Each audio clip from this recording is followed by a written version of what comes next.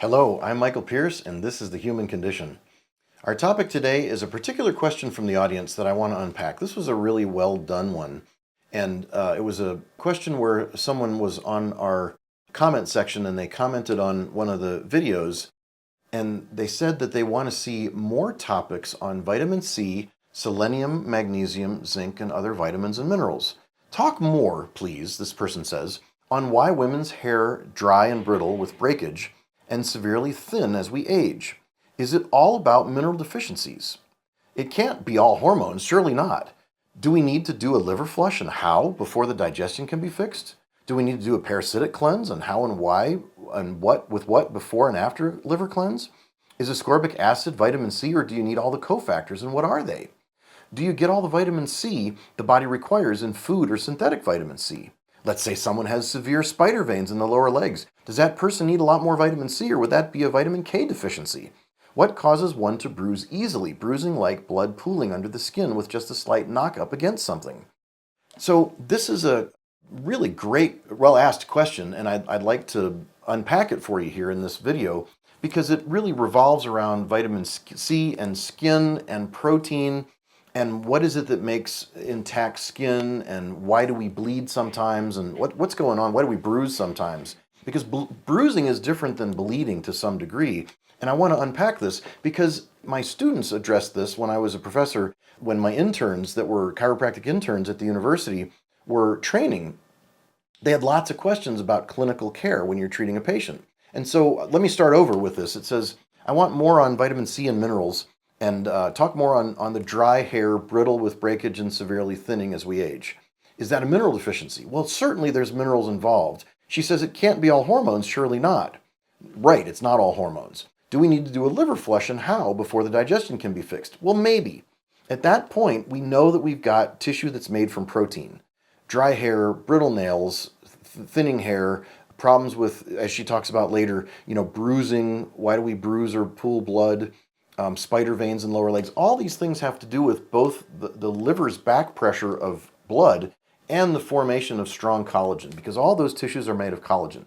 Blood vessels and veins are made of collagen. The liver itself is made of collagen. All the organs are made of collagen. The hair and the nails and the eyes and the skin, all of this is made of collagen. If you've got bad joints, if you've got bad knees and bad cartilage, thinning cartilage, if you've got bad discs in your spine, all of this tissue is made of collagen. So a person needs to have enough protein and enough collagen. So it's important to calculate at this point your macros, which is to say how much protein do you need in your whole calorie experience of your life. If you're an adult and you need between 2,000 and 2,500 calories, you might need about 100 grams of protein a day if you're an active adult that's trying to heal injuries and use your brain and think and use your body and run around. Those stories that we see on the internet that talk about how the human adult only needs about 35 grams of protein a day, that's if you're in a hospital and you're resting.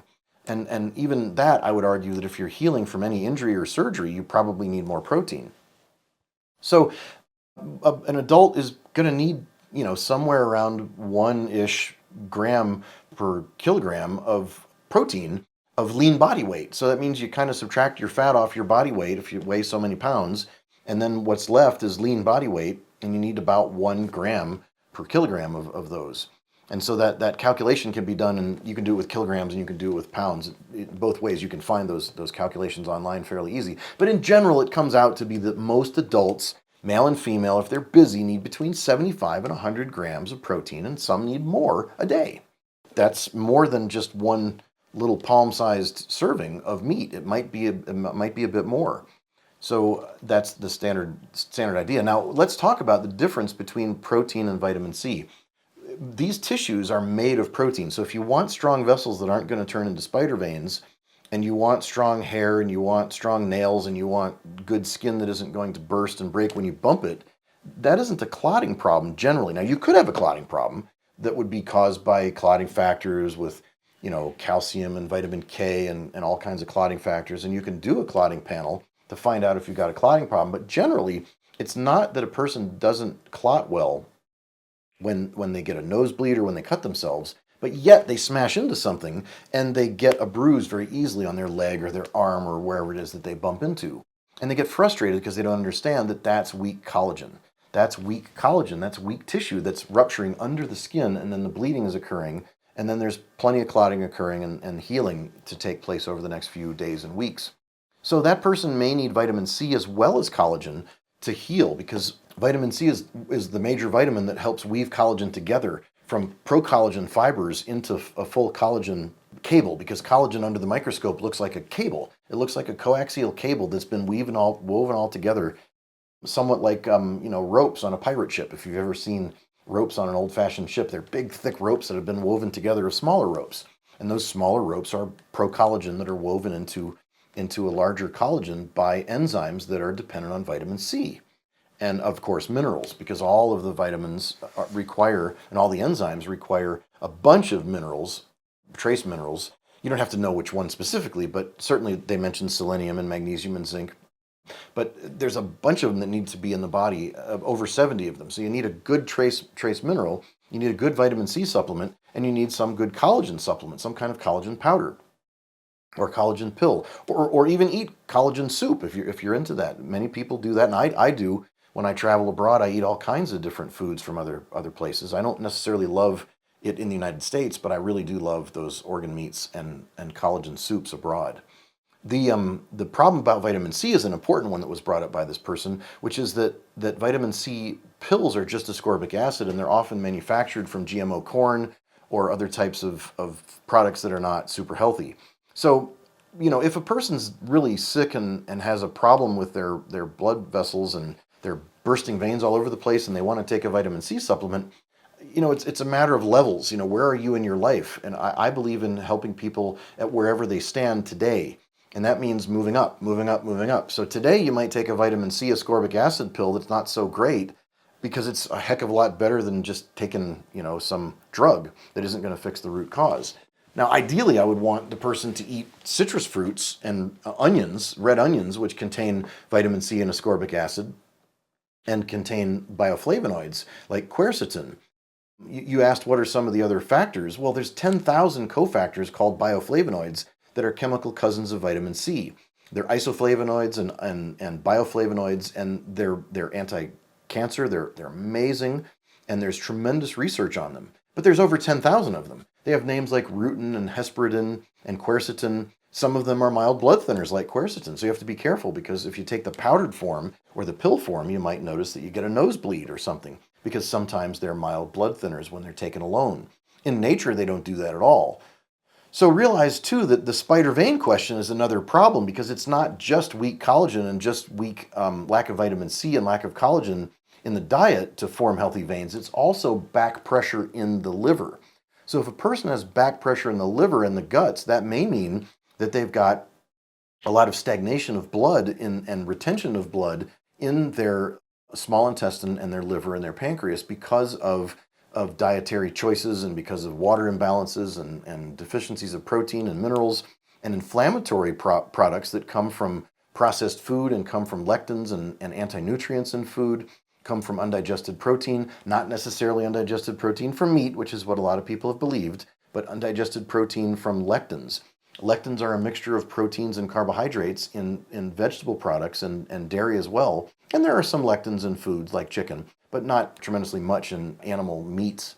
But generally, a person can get undigested proteins from these lectins and anti-nutrients that come from mostly grains, beans, nuts, and seeds.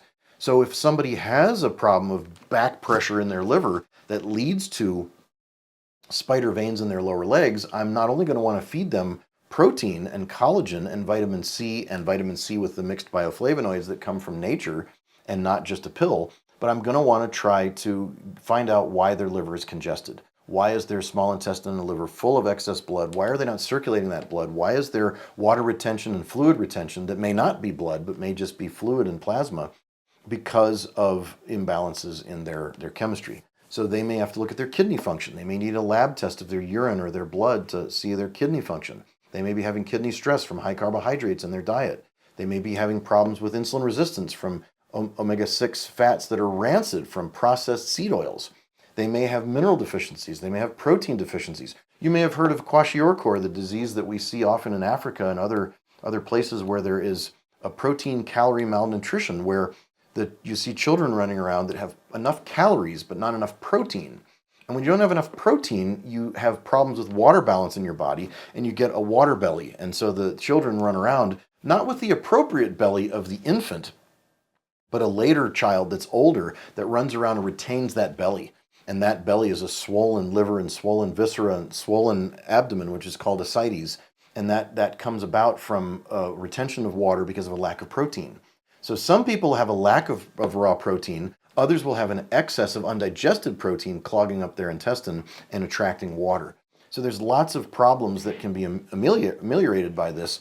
And the idea is we got to fix the diet to find out why is that liver congested, and why is the circulation not moving through, and why is there back pressure, because the veins ultimately dump into the heart and the lymphatic system and the lungs and the liver. And so we have to figure out why that is. Some people even have a cardiac insufficiency where their heart is not pumping very well, and that's why their veins are distended and their feet may be swollen.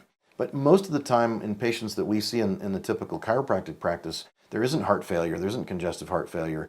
There is simply an organic imbalance in what their person's eating, and they're getting back pressure that's giving them the spider veins. Now, every illness, including spider veins and hangnails, all has some genetic component to it. But I'm so bored with this because you need to realize that genetic component is just a component. It's just a piece that you're dealt, and it may make you more or less sensitive than somebody else. But it's almost all treatable with natural methods, just by giving a person less toxins and more nutrients and less stress on their system.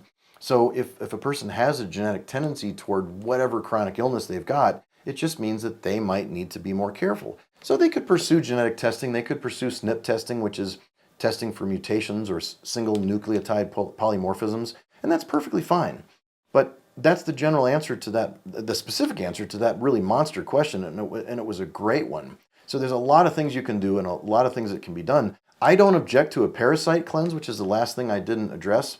And we may do a liver flush, or we may do a parasite cleanse, but the most important thing is to look at the reasons why, the root causes of why is the liver under stress and why are there parasites. Most of the time, healthy people don't get parasites no matter where they go and no matter what they eat. They carry some parasites, but they're vibrant and they're not infected. So you might be able to find Neisseria meningitis in the nose of a child, but they don't have meningitis. And that's true in 50% of children. And I learned this 30 years ago in school, in chiropractic school, which is the same as medical school. It really is. Or you might notice that a person, has any number of parasites found in their stool or their blood, but they're vibrantly healthy and not sick, and they really are not populated by a significant amount of any given parasite. So I'm not against parasitic cleanses and even taking drugs for getting rid of parasites in very severe cases, but the root cause of parasite infestation is the terrain theory. The patient was weak, and that's not an indictment of the patient. Please don't get me wrong. That's not me blaming the patient, because this is often what the opposition does. Big Pharma likes to take this holier-than-thou position and say, well, Dr. Pierce, you're fat shaming, or you're dietary choice shaming, or you're vegetarian shaming people, or you're shaming them for not being healthy. You're illness shaming. No, I'm not. I'm telling you what the root cause is. And the root cause is hard medicine, but the general idea is your body will tell you if you're not eating right, and it will tell you in ways that it won't negotiate with over time. At first, it's negotiable, and then later it gets more and more severe until the biology tells you you can't eat like this anymore. Thank you.